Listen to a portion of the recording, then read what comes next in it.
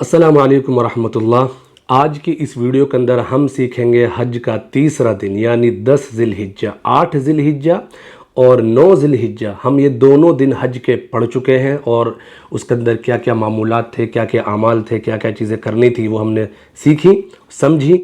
और आज हम डिस्कस करने जा रहे हैं आपके साथ 10 ज़िलहिज्जा यानी हज का तीसरा दिन, उसके अंदर क्या क्या मामूलात हैं, क्या क्या चीज़ें हैं और क्या क्या आमाल करने के हैं इंशाअल्लाह। तो अगर आपने हमारे पहले दिन की वीडियो और दूसरे दिन की वीडियो नहीं देखी है तो ज़रूर देखें, तभी आपको तीसरे दिन में हम क्या क्या बताने जा रहे हैं और क्या क्या बता रहे हैं और क्या क्या सीखेंगे तभी समझ में आएगा इंशाअल्लाह। तो हम पहले दिन कहाँ थे? हम मक्के से होटल से, जहाँ पे भी हम थे, अजीज़िया में होते हैं नॉर्मल सारे हाजी, तो हम होटल से बस में बैठकर मीना आए थे पहले दिन। और मीना आकर हमने वहाँ 5 नमाज़ें पढ़ी थी, ठीक है। ज़ोहर, असर, मगरिब, इशा और 9 ज़िलहिज्जा की फ़ज्र पढ़ी थी, ठीक है। उसके बाद हम 5 नमाज़ें पढ़कर, फ़ज्र पढ़कर वहाँ से हम निकल गए थे मीना से निकलकर। और मीना के अंदर और कोई अमल नहीं करना होता है, आप इबादतें करें, खूब करें, क्योंकि ये हज का अय्याम चल रहे हैं, लेकिन वहाँ पर ये 5 नमाज़ें पढ़नी है और वहाँ ठहरना है, तो यही वहाँ का अमल है बस। और जैसे ही हमने फ़ज्र की नमाज़ पढ़ी 9 ज़िलहिज्जा की सुबह, ठीक है, पूरी रात मीना में रुके, सुबह फ़ज्र नमाज़ पढ़कर हम निकल गए मैदान अरफात की तरफ। तो यहाँ पर एक बात मैं ऐड करना चाहता हूँ कि जब आप मीना में जाएँ ना, तो कोशिश करें कि आप वहाँ से जल्दी निकलें, ठीक है। जल्दी निकलेंगे तो आप अरफात के मैदान में जल्दी पहुँचेंगे, ठीक है, क्योंकि अरफात के मैदान आज पूरी दुनिया से आए हुए हाजी अरफात में जाएंगे, क्योंकि अरफात जो वकूफ़ अरफा जो आज है 9 ज़िलहिज्जा को, जो हमने दूसरे दिन हज के जो वीडियो में बताया, वो फ़र्ज़ है। और जो वकूफ़ अरफा जिसने नहीं किया उसका हज ही नहीं होगा। तो कोशिश करें कि आप जल्दी निकलें, ठीक है, और पूरी तरतीब बना के प्लानिंग बना लें पहले से ही, कहाँ से निकलना है और कैसे निकलना, ताकि आप लेट ना हो और आप जल्दी से वकूफ़ अरफा पहुँचें।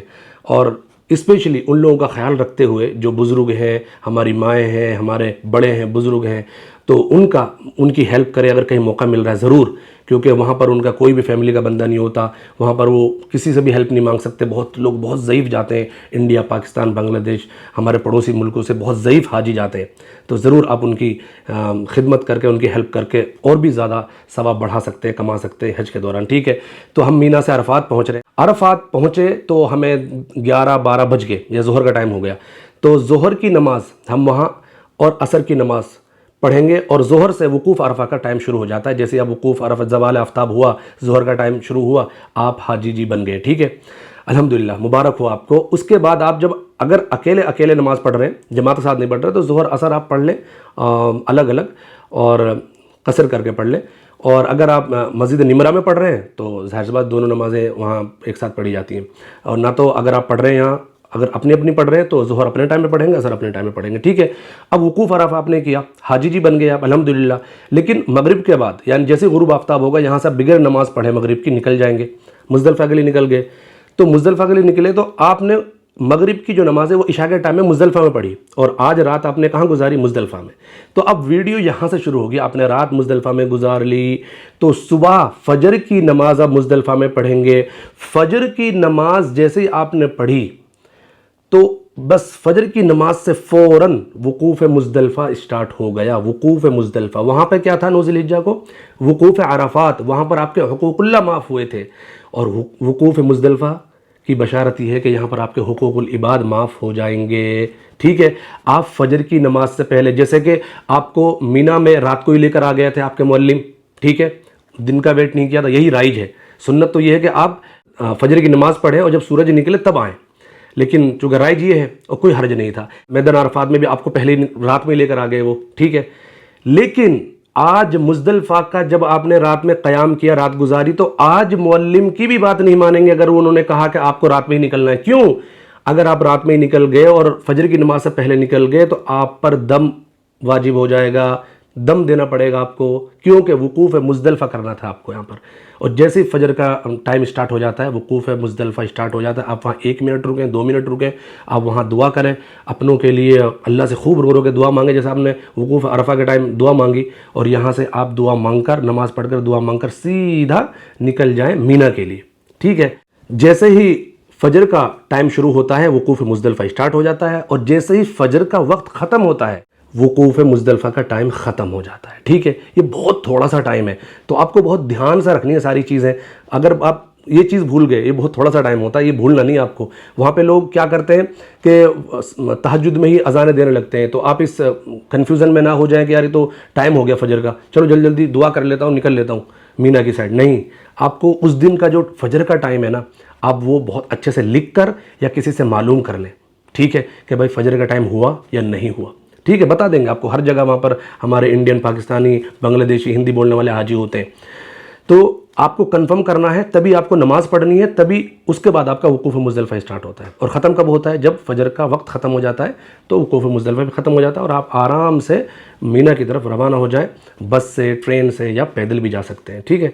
आज 10 ज़िलहिज्जा हज का तीसरा दिन है। जैसे आप वकूफ़ मुज़दलिफ़ा से फ़ारिग होंगे, वकूफ़ मुज़दलिफ़ा के बाद मीना की तरफ जाएंगे, तो आपको आज रात को ही, जो मुज़दलिफ़ा की रात गुजारी है, आपको कंकरियाँ ले लेनी है। 70 कंकरी, छोटी छोटी, जो ना तो ज़्यादा छोटी ना ज़्यादा बड़ी, वो आप अपनी बोतल जो होगी, पानी की बोतल प्लास्टिक की, उसके अंदर रख लें। 70 कंकरियाँ अपने साथ लेकर वकूफ़ मुज़दलिफ़ा मीना की तरफ चलना शुरू कर देंगे आप, राइट।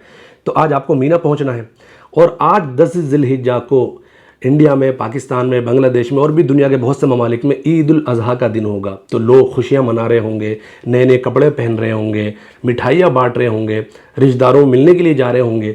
लेकिन हाजी जो है वो हालत एहराम में है, चेहरे पर मिट्टी है, कपड़ों एहराम पर धूल आई हुई है, ठीक है, और अल्लाह की रहमतों को तलब कर रहा है, अल्लाह की रहमत की बारिशों में नहाया हुआ है, अल्लाह से दुनिया में, आखिरत में खैर की, भलाई की दुआएं मांग रहा है। यही हाजी की ईद होती है। और लब्बैक अल्लाहुम्मा लब्बैक की सदाएं बुलंद हैं और एक पूरा माहौल बना हुआ है अल्लाह की रहमतों के साए में। आज पूरे हाजी हैं, उनकी दुआएं कबूल की जा रही हैं, उनकी मग़फ़िरत की जा रही है। तो यही हाजी की ईद होती है, ठीक है। तो आज सारे हाजी वकूफ़ मुज़दलिफ़ा के बाद आपने कंकरी भी ले ली मुज़दलिफ़ा से और जा रहे हैं कहाँ पर? मीना की तरफ। और मीना में जाकर हमें आज करने हैं 4 काम करने हैं। सबसे पहला, आज सिर्फ बड़े शैतान को ही मारनी है कंकरियां, और 7 कंकरियां मारनी है और एक बार में 1 कंकरी मारनी है, ठीक है। शहादत की उंगली से ऐसे, अंगूठा और शहादत की उंगली से ऐसे कंकरी पकड़ेंगे और ऐसे फेंक के मारेंगे, ठीक है। तो 7 कंकरी 7 मरतबा मारनी है। ऐसा नहीं कि आपने 7 कंकरी ली और एकदम से फेंक के मार दी, ठीक है, वो ध्यान रहेगा। तो एक अमल जमरा उक़बा यानी बड़े शैतान को कंकरी मारनी है। जैसे आप कंकरी मारेंगे तो आप अपनी कुर्बानी को कंफर्म कर लें, कुर्बानी हुई नहीं हुई। आप कॉल करके मालूम कर लें, मैसेज आता होगा, अगर आपने हज कमेटी ऑफ इंडिया के थ्रू पैसा दिया है तो वो मैसेज का वेट करें। जैसे ही आपकी कुर्बानी की कंफर्मेशन आ जाए, आपको हलक कराना है, ठीक है। दूसरा अमल क्या है? पहला क्या है? आपने बड़े शैतानों को कंकरी मारी, उसके बाद क्या है? कुर्बानी करी, और उसके बाद जैसे ही कुर्बानी हो गई, उसके बाद तीसरा अमल क्या है? आपको हलक कराना है। जो लेडीज़ हैं, जो हमारी माएँ बहनें हैं, वो थोड़ा थोड़ा सा बाल कटा लेंगी, और जो हाजी हैं, जो हमारे मर्द हजरात हैं, वो क्या करेंगे? पूरा सर को मुड़वा लेंगे। तो ये 3 काम हो गए। सबसे पहले बड़े शैतान को 7 कंकरियाँ मारना, बड़े शैतान को। छोटे और बीच वाले शैतान को छोड़कर सबसे लास्ट में जो हरम की तरफ जो सबसे बड़ा शैतान है, जमरा उक़बा उसका नाम है, उसको कंकरी मारेंगे, ठीक है, पहला अमल। दूसरा अमल, जैसे कंकरी मार लेंगे आप अपनी कुर्बानी कर लेंगे, कुर्बानी करेंगे, दूसरा अमल हो गया। जैसे कुर्बानी कर लेंगे, तीसरा अमल क्या करना है? सर को मुंडवाएंगे, सारा सर को मुंडवाएंगे, और हमारी जो माएँ बहनें हैं वो क्या करेंगी? अपने थोड़े थोड़े से बाल काट लेंगी। तो अब हम हालत एहराम से बाहर आ गए, लेकिन अभी भी एक जो पाबंदी वो बाकी रहेगी, ज़ौजैन वाली, मियाँ बीबी वाली जो पाबंदी है वो अभी बाकी रहेगी। बाकी हमसे सारी पाबंदियाँ हट गई हैं, हम नॉर्मल कपड़े पहन सकते हैं। आप जब वकूफ़ मुज़दलिफ़ा करके मीना की तरफ जा रहे हैं आज, तो आप जाकर डायरेक्ट जाके शैतान को कंकरी न मारें। पहले आप जाकर 2 घंटा 3 घंटा आराम कर लें, क्योंकि आप थके हुए हैं। आपने वकूफ़ अरफा किया, पहले दिन वहाँ पे क़याम किया, फिर आपने मुज़दलिफ़ा की रात गुजारी, बिल्कुल कंकरियों पर रात गुजारनी पड़ती है खुले आसमान के नीचे मुज़दलिफ़ा में, तो आप थके हुए हैं। तो आप जब मीना पहुँचे तो आप आराम कर लें, 2-3 घंटा खाना वाना खाएँ और फ्रेश हो जाएँ, नमाज़ पढ़ें, उसके बाद आप आराम से जाएँ। और आज सिर्फ आपको बड़े शैतानों को कंकरी मारनी है, तो आप अपनी कंकरी वाली जो बोतल है अपने साथ लेके जाएं और बिस्मिल्लाह अल्लाहु अकबर कहते हुए कंकरी मारनी है। एक कंकरी मारी, फिर पढ़ना आपको बिस्मिल्लाह अल्लाहु अकबर, दूसरी कंकरी, बिस्मिल्लाह अल्लाहु अकबर, तीसरी कंकरी, ऐसे आपको बिस्मिल्लाह अल्लाहु अकबर पढ़ते हुए 7 कंकरियाँ मारनी है। और आपको आज बड़े शैतानों को कंकरी मारनी है, जमरा उक़बा जिसका नाम है। और उसके बाद आपको अपनी कुर्बानी करनी है, और तीसरा आपको अपना सर मुंडवाना है, ठीक है।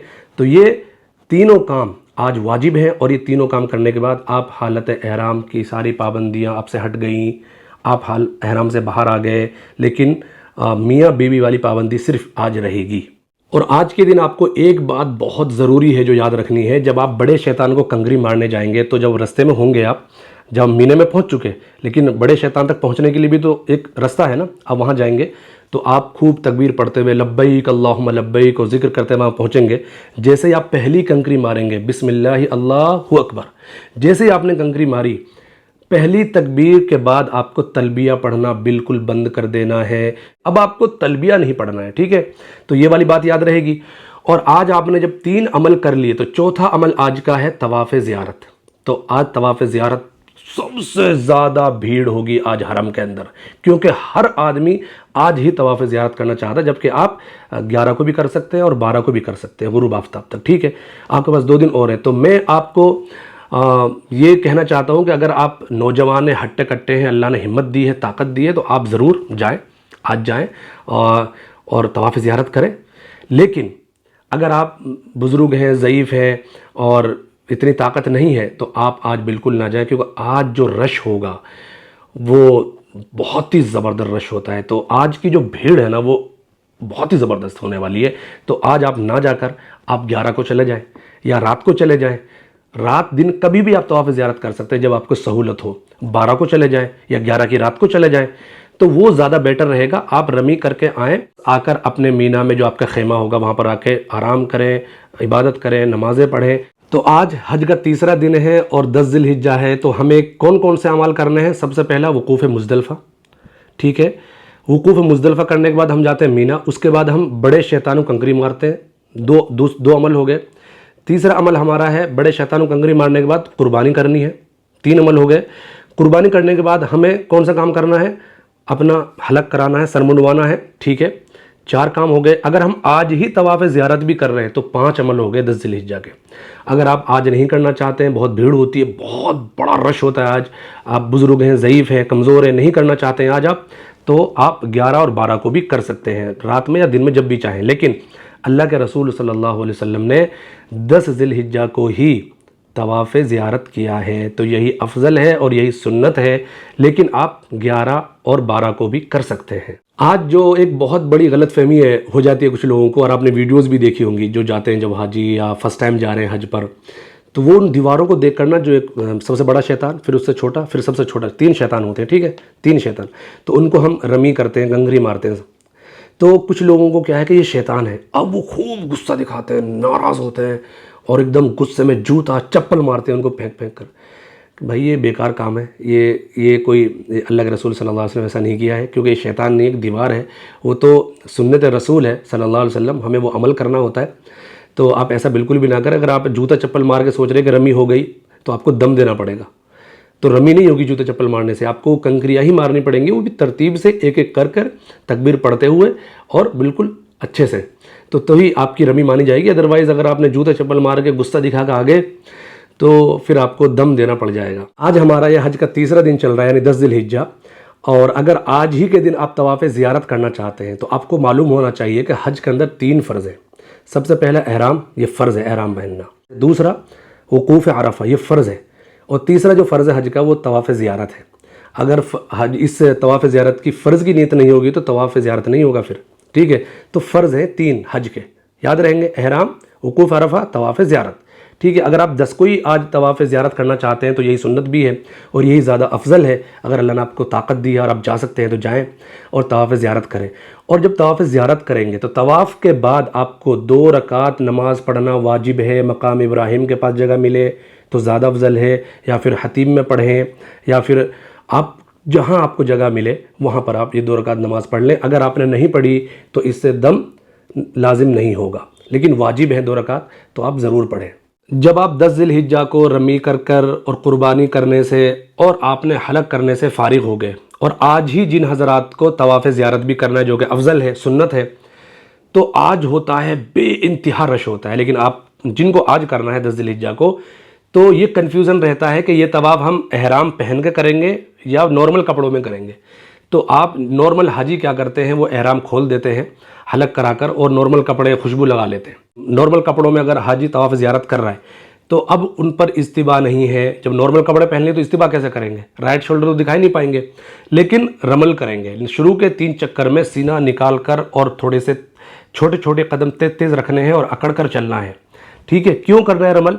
क्योंकि आज हज की सही भी करनी है और जिस तवाफ़ के बाद सही करनी हो उस तवाफ़ में शुरू के 3 चक्करों में रमल करना पड़ता है। अगर कोई हाजी कुर्बानी और हलक कराने से पहले ही तवाफ़ ज़ियारत कर रहा है तो अब वो हालत एहराम में है तो वो इस्तिबा करेगा, ठीक है, इस्तिबा करेगा और वहाँ जाकर, क्योंकि अब हालत एहराम में है तो इस्तिबा करना है। अगर कोई हाजी कुर्बानी और हलक से पहले तवाफ़ ज़ियारत करने चला गया, नॉर्मली लोग ऐसे जाते नहीं है, नॉर्मली लोग सारी चीज़ें कंप्लीट करके ही जाते हैं, रमी और कुर्बानी और हलक करके जाते हैं और फिर वो नॉर्मल कपड़े पहन लेते हैं, जैसा कि मैंने आपको बताया।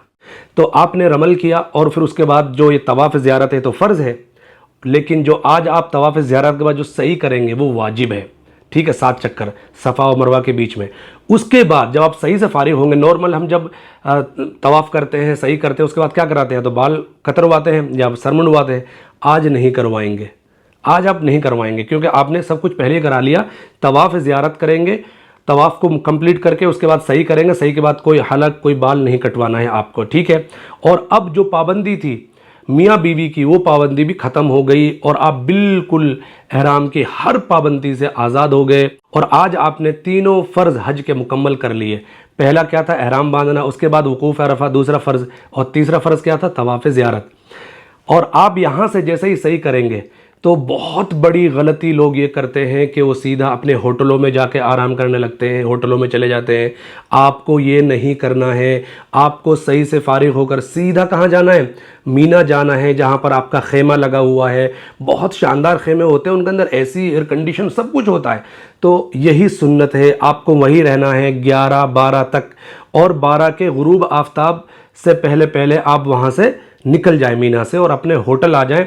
अब आपको होटल में रहना है, ठीक है।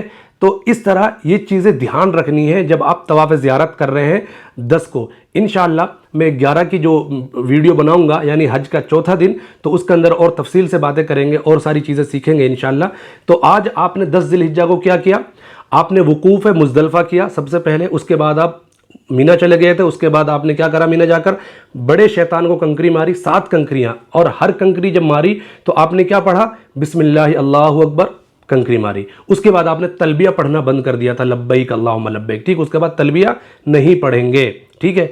उसके बाद तलबिया जब आपने रमी कर ली थी, उसके बाद आपने तलबिया पहली तकबीर में बंद कर दिया। रमी करने के बाद आपने कुर्बानी करी, कुर्बानी से फारिग होने के बाद आपने सर के बाल मुंडवाए, और जो औरतें हमारी जो माएँ बहनें हैं उन्होंने अपने बाल कतरवाए, बिल्कुल लास्ट की चोटी पे जो बाल आते हैं वही कतरवाने। जो बहुत से बाल छोटे छोटे जो बिल्कुल लास्ट चोटी तक नहीं पहुंच रहे उनको नहीं कतरवाना, ठीक है। उसके बाद आपने जिन लोगों को आज तवाफ़ का ज़ियारत करना था 10 ज़िलहिज्जा को, उन्होंने तवाफ़ ज़ियारत कर लिया। तो इंशाअल्लाह इस वीडियो के अंदर मैंने सारे मामूलात बता दिए, सारी चीज़ें बता दी। फिर भी अगर आपको कोई क्वेश्चन है, कोई बात मालूम करनी है तो कमेंट बॉक्स में आप मालूम कर सकते हैं। मैं इंशाअल्लाह ज़रूर ज़रूर आपको वहाँ पर रिप्लाई करूँगा और आंसर करूँगा, जवाब दूँगा, ठीक है। तो आज हमारा अल्हम्दुलिल्लाह हज का तीसरा दिन, जो कि बहुत बड़ा दिन था, कंप्लीट हो गया और आपने हज के तीनों फ़र्ज़ भी कंप्लीट कर लिए अगर जिन हज़रात ने आज तवाफ़ ज़ियारत किया है, ठीक है। इंशाअल्लाह हमारे 3 वीडियोज़ हैं, पहला दिन का वीडियो देखें, उसके बाद दूसरे दिन का वीडियो देखें, 8 ज़िलहिज्जा पहला है हज का दिन, उसके बाद 9 ज़िलहिज्जा दूसरा दिन है हज का, और आज 10 ज़िलहिज्जा की वीडियो आप जब देखेंगे तो आपको इंशाअल्लाह सारे मामूलात, सारी चीज़ें तरतीब के साथ समझ में आ जाएंगी। तो आज की ये वीडियो है, आप इसको भी अपने उन हाजियों के साथ ज़रूर शेयर करें जो हाजी हज पर जा रहे हैं, जिनको अल्लाह ने कबूल कर लिया है, मुबारक हो। और इंशाअल्लाह जब आप इस वीडियो को शेयर करेंगे तो आपको भी सदका जारिया आपके लिए हो जाएगा और आपको भी सवाब मिलेगा इंशाअल्लाह। आज की वीडियो एंड करते हैं। आप अपना ख्याल रखें, अपनों का ख्याल रखें और अपने ईमान का स्पेशली ख्याल रखें और अपनी दुआओं में मुझे भी याद रखें। जज़ाकुमुल्लाह खैरल जज़ा। अल्लाह हाफ़िज़।